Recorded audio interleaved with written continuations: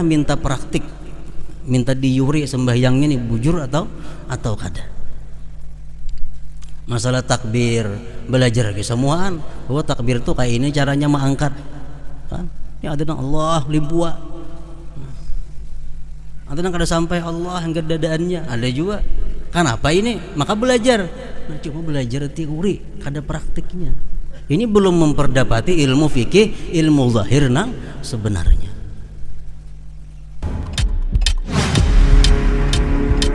Muhammadinil qaid wa ala alihi wa sahbihi alladhina sahibuhu birrakha'i wasyada'id amma ba'd. Yang kita hormati dan kita cintai para habaib, para alim ulama, para muhibbin hadirin wal hadirat rahimakumullah. Al-khamis wa sittun min asma'illah al-husna al-wajid. Yang ke-65 daripada asma Allah al-husna ialah al-wajid.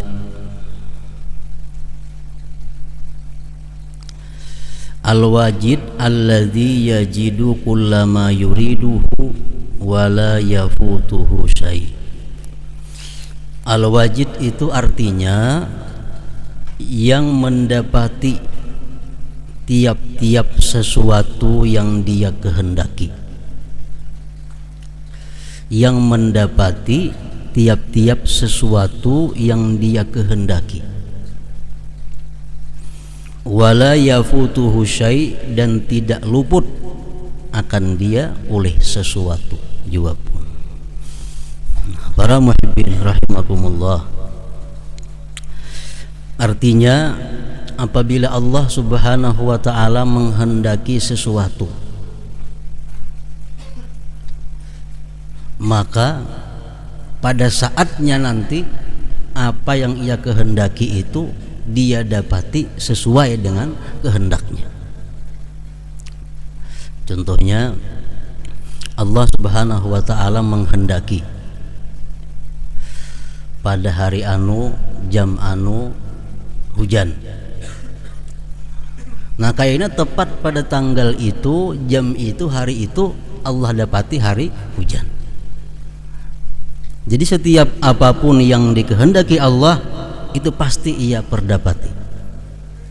Nah, lain halnya dengan kita makhluk Allah, kita manusia. Kita banyak menghendaki, tapi kenyataannya kita kadang mendapati sesuai dengan apa yang kita kehendaki.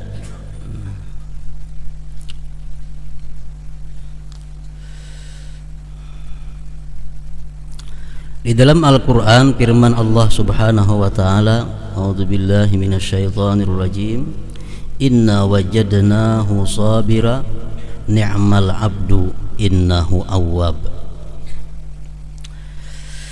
Sesungguhnya kami memperdapati Nabi Ayyub. Sesungguhnya kami memperdapati Nabi Ayyub itu sabira, sabar. Sebaik-baik hamba adalah Nabi Ayyub. Dia selalu kembali kepada Allah Subhanahu wa ta'ala. Nah Nabi Ayyub memang sudah dikehendaki oleh Allah menjadi orang yang sabar. Sejak masa azali sudah dikehendaki oleh Allah ini Nabi Ayyub menjadi orang yang sabar. Begitu sampai masanya Nabi Ayyub ditimpa berbagai macam musibah, ternyata benar Allah dapati Nabi Ayyub itu menjadi orang yang sabar. Nah ini wajada.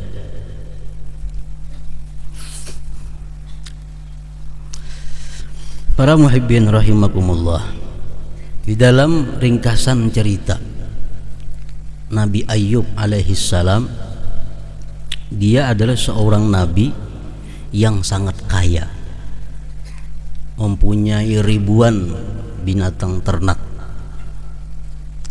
unta, sapi, lengkap, mempunyai budak pembantu, laki-laki perempuan pun jumlahnya ribuan, mempunyai kebun, sawah, ladang, kada terhingga luasnya. mempunyai rumah yang bertingkat, mempunyai anak yang baik-baik. Nah, ini nikmat Nabi Ayub. Ditambah lagi Nabi Ayub seorang nabi yang sangat taat dan beribadah kepada Allah Subhanahu wa taala. Malaikat-malaikat selalu memberi salawat kepada Nabi Ayub,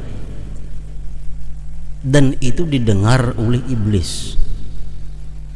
Iblis mendengar malaikat-malaikat ini selalu mengucapkan salawat kepada Nabi Ayub,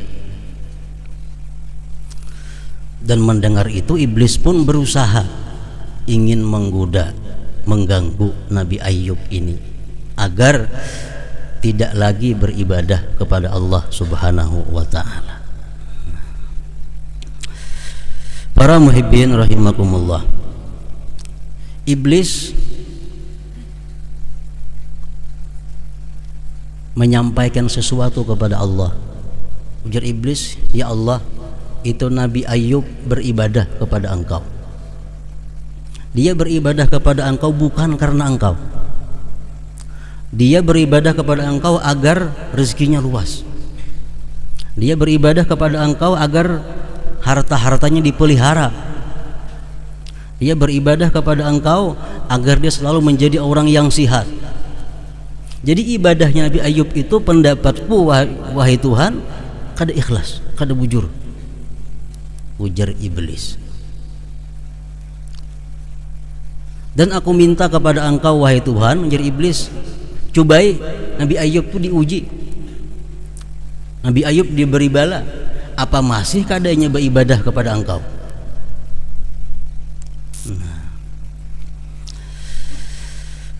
Lalu Allah Subhanahu wa taala mengizinkan kepada iblis ini untuk mengganggu Nabi Ayub, untuk membuktikan apakah bujur ampun iblis ini atau salah. Pada Allah sudah tahu pada Ayub ini beribadah karena Allah. Dan iblis ini ke situ kamari mengisahkan bahwa Ayub itu beribadah bukan karena Allah, semata-mata untuk memelihara hartanya agar tetap selamat, hartanya aman, baik.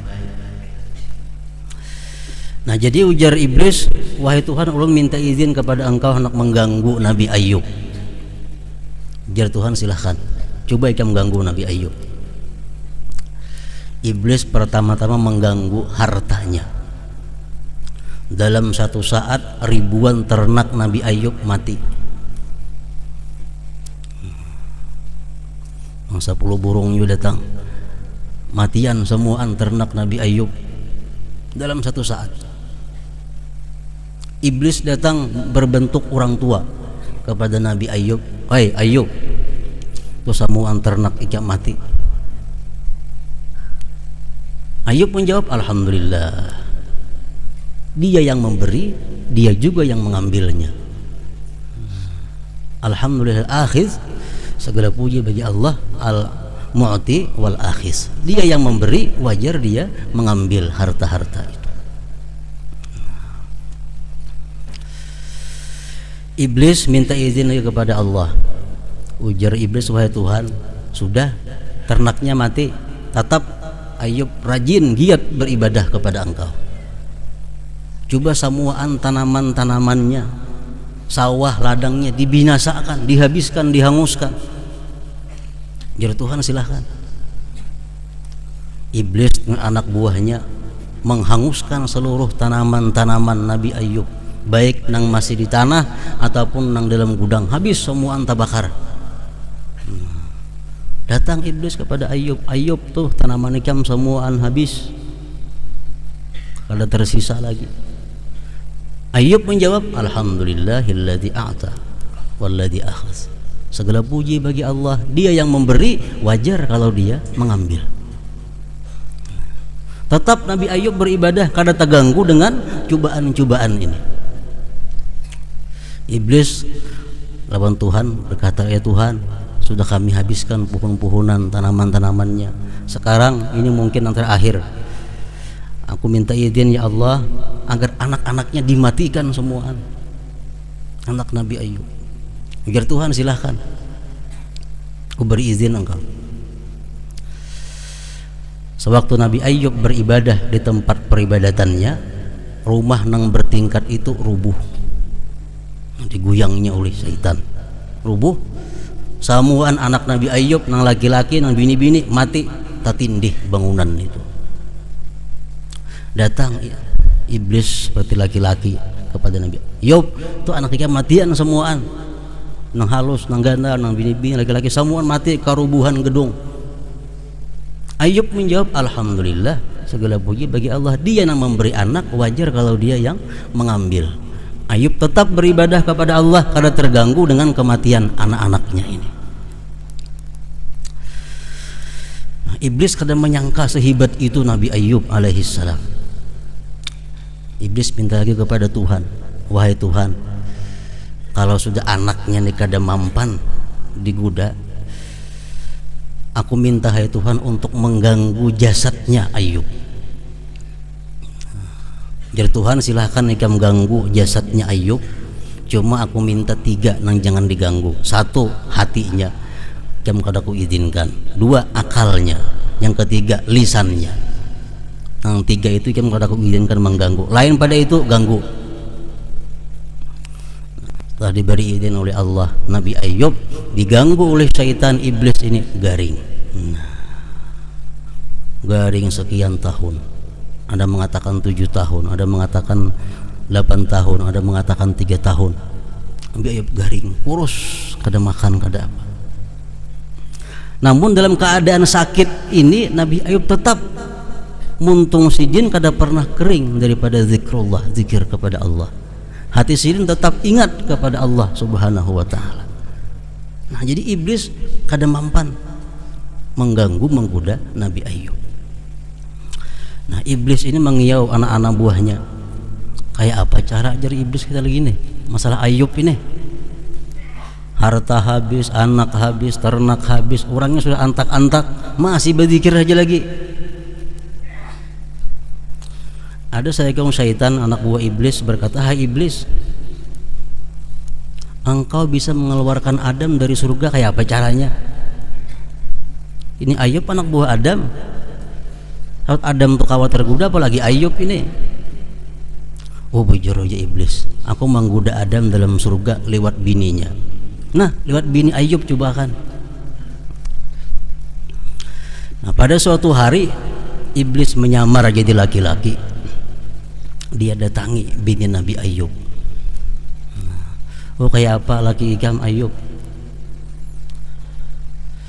Laki ikam nang dahulunya sugih, sekarang jadi apa?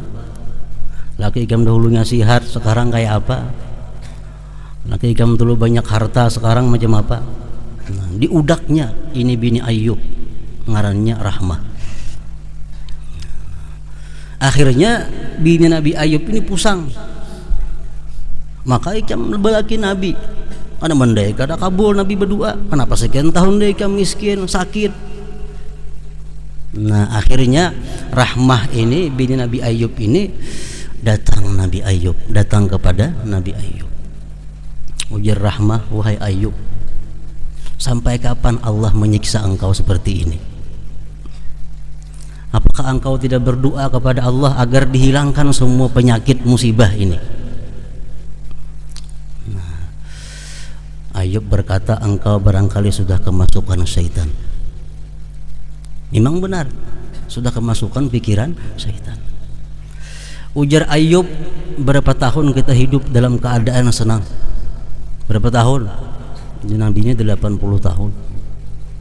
80 tahun kita hidup makmur. Kita sakitnya berapa tahun? Ujar Ayub, 7 tahun. Ujar Nabi ini, masih banyak nyamannya. Aku masih malu minta kepada Allah Subhanahu wa taala. Nah sekarang ikam karena ikam tergoda dengan syaitan, dengan iblis, ikam tinggalkan aku. Dan andai kata aku sihat, nantinya ikam akan kupukul 100 kali pukulan. Ujar Nabi Ayub, karena hukuman bininya ini tergoda dengan ucapan syaitan tadi. Nah para muhibbin rahimakumullah, setelah ditinggal istrinya, Nabi Ayub menyuruh, tinggalkan aku. Nabi Ayub tinggal sendiri dalam keadaan sakit yang luar biasa. hanya muntung hanya nang kau bergerak lagi hati lawan akal, nang lain semua lumpuh tutah. Nah di situ Nabi Ayub melaporkan kepada Allah, berdoa kepada Allah dengan doa yang sangat pendek.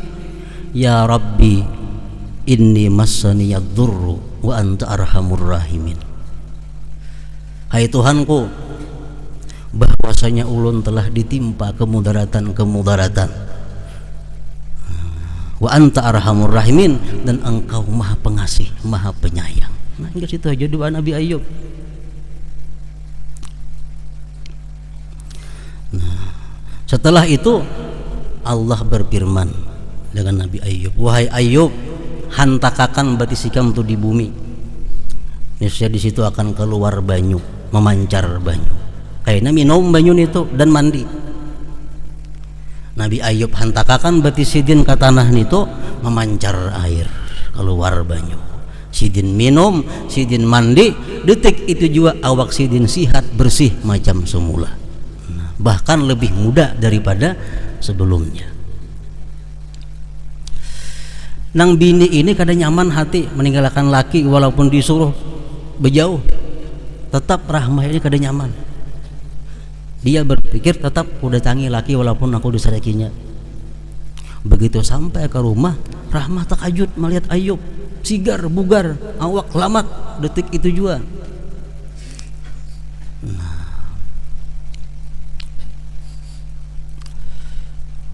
dalam Quran Allah menjelaskan bahwa akhirnya Nabi Ayub ini harta-harta itu semuaan dikembalikan oleh Allah Subhanahu wa taala, dan anak nang mati kemudian dihidupkan lagi oleh Allah, ditambah lagi dengan anak-anak nang hanyar. Kenapa? Karena Ayub orang yang sabar dalam menerima yang demikian itu. Nah, inna wajadnahu sabira. Kami dapati Ayub itu jar Tuhan sabar. Artinya sesuai dengan apa yang dikehendaki Allah sejak dahulu kala, bahwa Ayub ini ditimpa musibah, dia orang yang sabar. Kenyataannya memang wajadnahu sabira, kami dapati dia orang yang sabar. Nah, ni'mal abdu innahu awwab. Nah, ini al-wajid tadi. Jadi apapun yang dikehendaki Allah kada akan melisit. Pasti Allah dapati sesuai dengan yang dikehendakinya, sesuai dengan apa yang diinginkannya. Para muhibbin rahimakumullah, al-mu'min bismillahil wajid ayyakuna wajidun lima la budda lahu minhu min ilmi zahir wal batin wal amali bih. Orang yang beriman dengan nama Allah al-wajid, orang yang beriman dengan nama Allah al-wajid, bahwa adalah dia mendapati bagi sesuatu yang tidak boleh tidak baginya daripada ilmu zahir dan ilmu batin, dan mengamalkan dengannya. Kita beriman Allah punya nama Al-Wajid, Allah memperdapati segala yang diinginkannya. Nah kalau kita beriman, kita mesti memperdapati sesuatu yang kita perlu. Nah apa? Ilmu zahir dan batin dan pengamalannya. Jadi kita kaji ilmu zahir sampai kita dapat, kita kaji ilmu batin sampai kita perdapati. Itu buah keimanan daripada al-wajid. Ilmu zahir macam apa? Nah mesti kita dapati ilmu mengenai baudu, mesti diperdapati. Kayak apa baudu nang sah, napa-napa rukunnya, syaratnya. Ilmu mengenai sembahyang, ilmu zahir, ilmu fikih. Sudahkah memperdapati ilmu nang khusus sembahyang umpamanya? Memperdapati ilmu itu al ilmu bit ta'allum, innamal ilmu bit ta'allum. Itu hadis mengatakan bahwa kita bisa memperdapati ilmu itu dengan belajar. Belajar ini ada dua, teori dan praktik.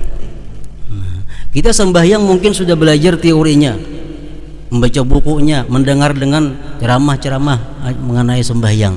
Tapi mungkin kita belum belajar sepenuhnya praktik sembahyang kita. Sembahyang kita mesti diuri oleh orang yang ahlinya.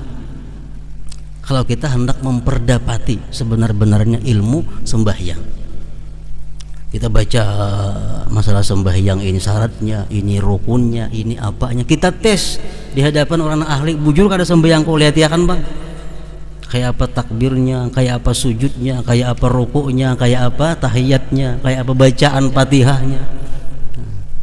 Kalau sudah demikian, kita ngerti mendapati ilmu mengenai sembahyang.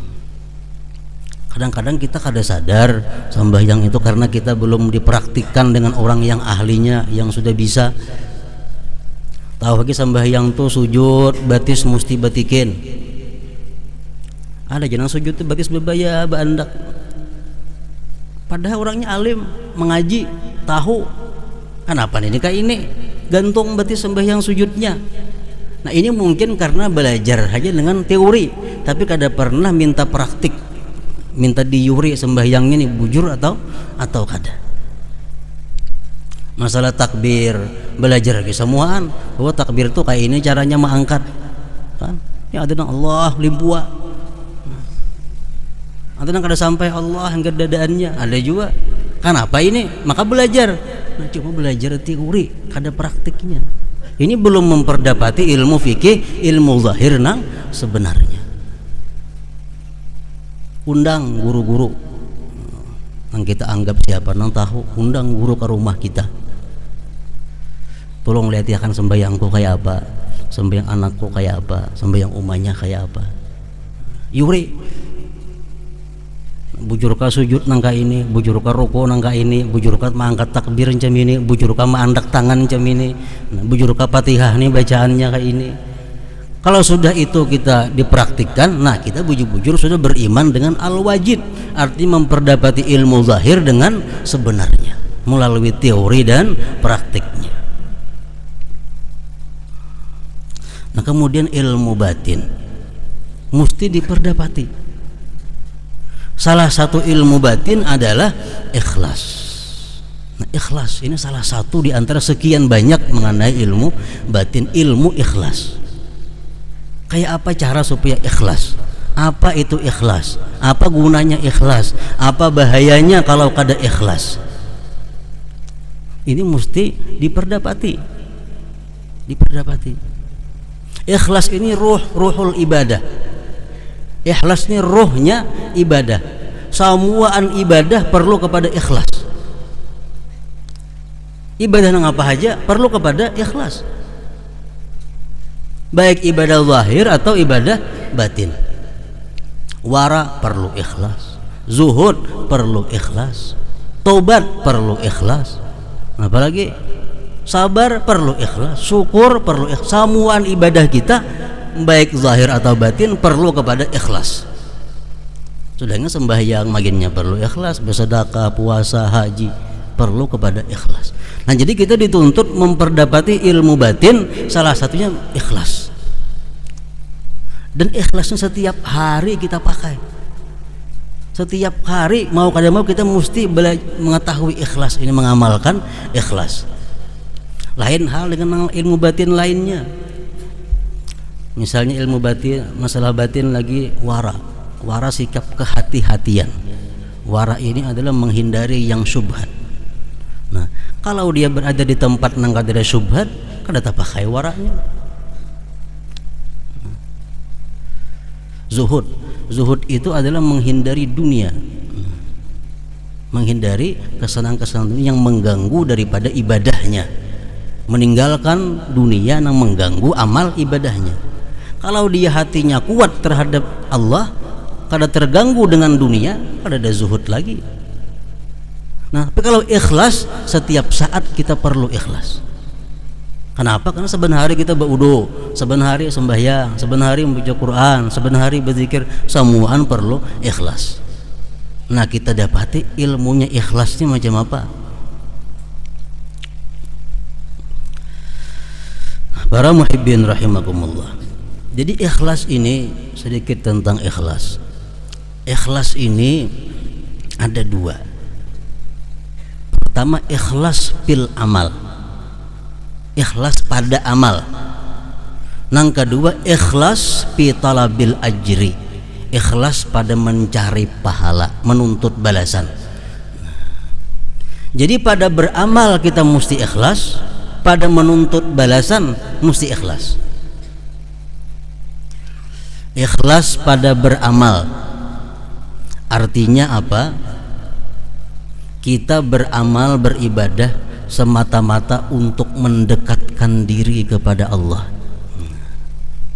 Ini ngarannya ikhlas bil amal. Kita puasa, kenapa kita puasa? Untuk mendekatkan diri kepada Allah. Kenapa kita bersedekah? Untuk mendekatkan diri kepada Allah. Kenapa kita menuntut ilmu?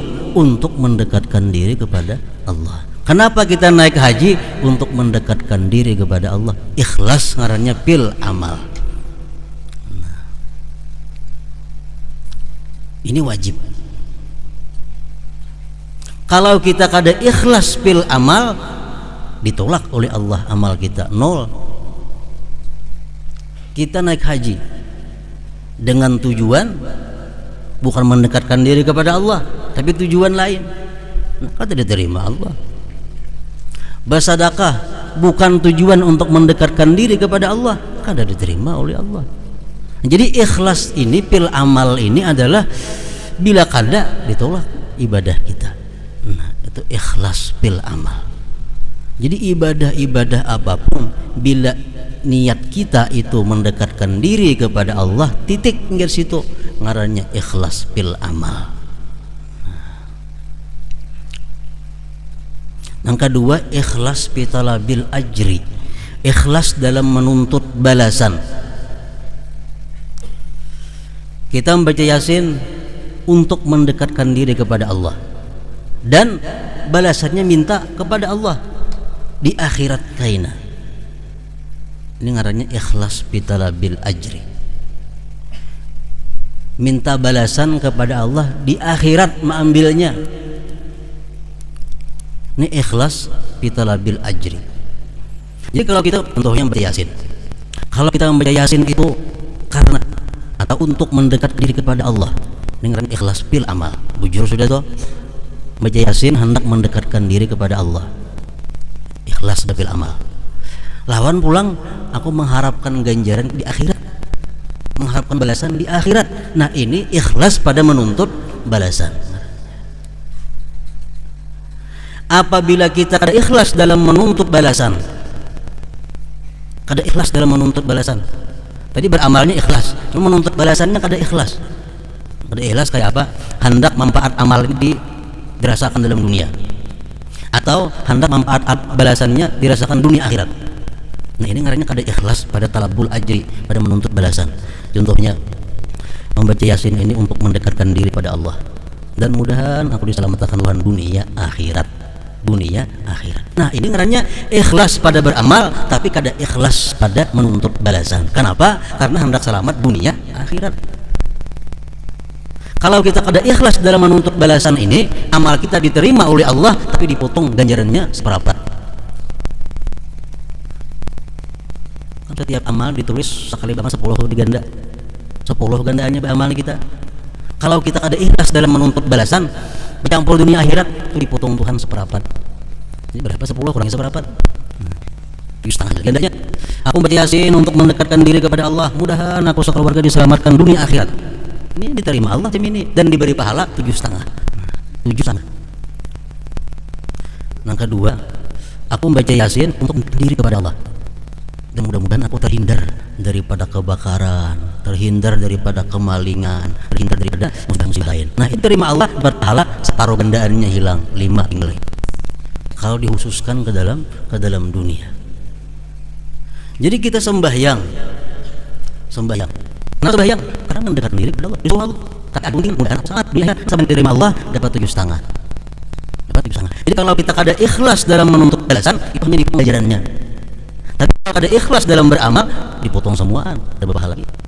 Menyumbang supaya orang sosial, menyumbang supaya padahal orang aku dermawan, ditolak oleh Allah. Kenapa? Ada ikhlas dalam beramal. Nah, jadi ikhlas itu ilmu ikhlas itu mesti kita perdapati, buah keimanan kita kepada Allah. Mengkawa kita melakukan ibadah kepada Allah semata-mata mendekatkan diri kepada Allah, dan balasannya di akhirat. Balasannya minta di akhirat saja. Nah, ini sudah pol.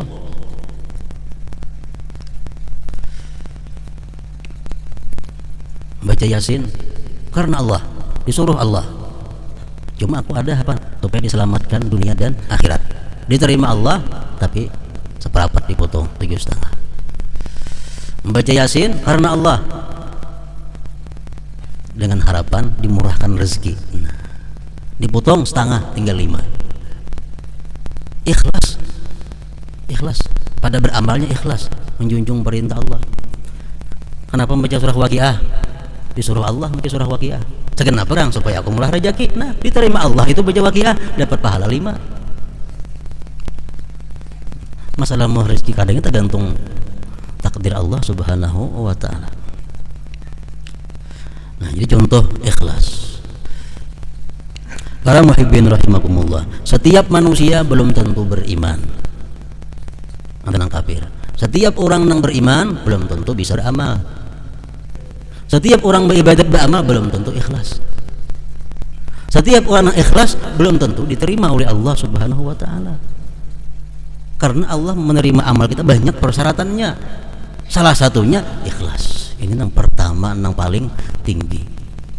Ada hadis Rasulullah mengatakan, yang artinya riwayat dari Mu'adz bin Jabal, malaikat hafazahnya naik ke langit membawa amal kita sampai langit pertama, ditolak oleh malaikat. Amalnya kada kawan naik ke langit pertama. Kenapa aja malaikat hafazah? Ini beramal cuma mumpungnya suka menggibah orang. Jadi perlu kita tinggalkan gibah. Walaupun kita ikhlas beramal, muntung atau nyembati orang, kada berguna. Ingat langit pertama nih gugur. Naik lagi malaikat hafazah membawa amal kita. Langit pertama selamat, orang ini kada pernah menggibah. Pernah menggibah sudah tobat dia daripada gibahnya. Tapi jadi malaikat penjaga langit kedua, ini orang dia merasa besar.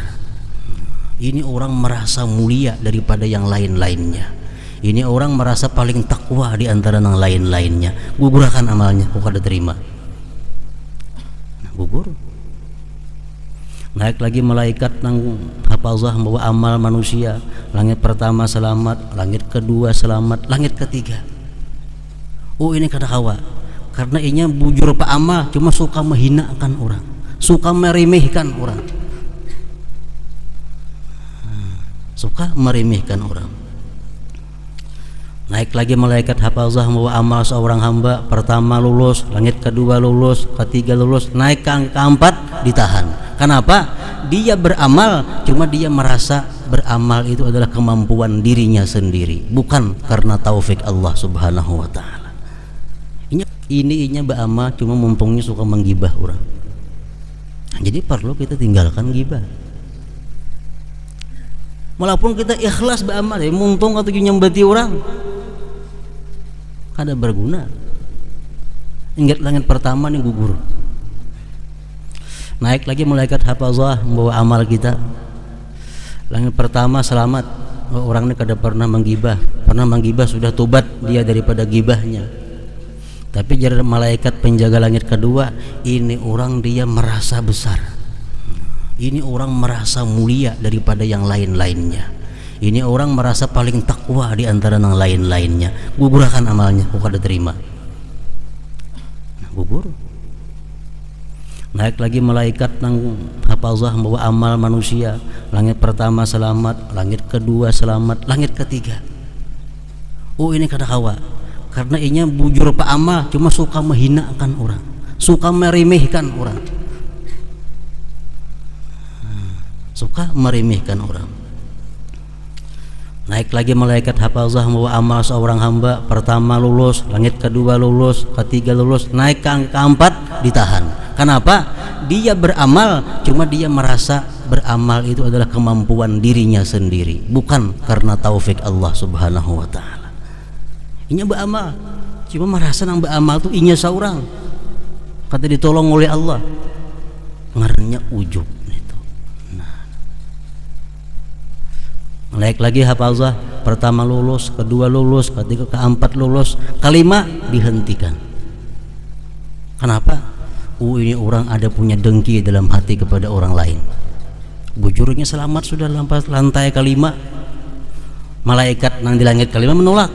Ini orang ada hasad, ada dengki kepada sesamanya, kepada orang, ditolak lagi amalnya. Naik lagi hafazah membawa amal hamba, selamat sampai ke langit ke-6. Di langit ke-6 penjaganya ini dibulikakan. Kenapa? Orangnya ini kada penyayangan lawan manusia, lawan makhluk Allah Subhanahu wa taala. Kada penyayangan.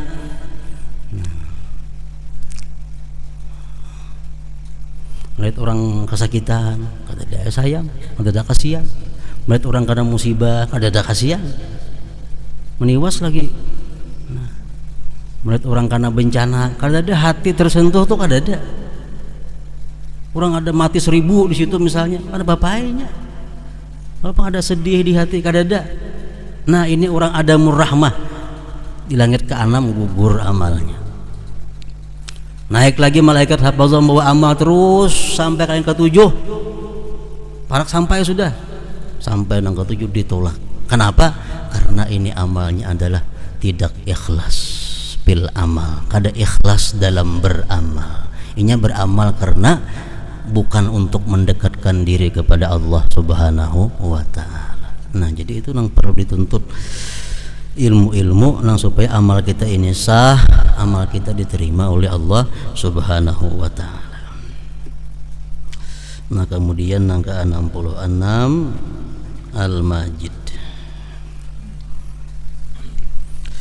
Kita kembali membaca surah Fatihah untuk saudara-saudara kita yang menunaikan ibadah haji, agar mereka mendapat keselamatan, kemudahan, kesehatan sampai tiba di tanah air dan membawa haji yang mabrur. Wa ila hadratin Nabi sallallahu alaihi wasallam. Al-Fatihah. Bismillahirrahmanirrahim. Alhamdulillahirabbil alamin. Arrahmanirrahim. Bismillahirrahmanirrahim. Alhamdulillahirabbil alamin. Allahumma salli ala Muhammadin wa ali Muhammad. Allahumma rizqna aqlan kamila. Allahumma rizqna aqlan kamila wa azman thabita wa lubban rajiha wa qalban zakiyya wa ilman katsira wa adaban bari'a waj'al dhalika kullahu lana wa la taj'alhu alaina ya arhamar rahimin. Waj'alna minal ladzina yastami'una al-qawl fayattabi'una ahsanah ya akramal akramin. Allahumma aktub sitra wassalama wal ismata wal afiyata alaina wa ala man hadarana wa ala man ajra hadzal khair fi hadhihi al-lailah waj'al du'ana awwalu salahan wa awsatuhu najahan wa akhiruhu falahan bi rahmatika ya arhamar rahimin. Rabbana atina fid dunya hasanah wa fil akhirati hasanah wa qina adzabannar. Sallallahu ala Muhammadin wa ali Muhammad. Alhamdulillahi rabbil alamin. Ya ayyuhar rajulun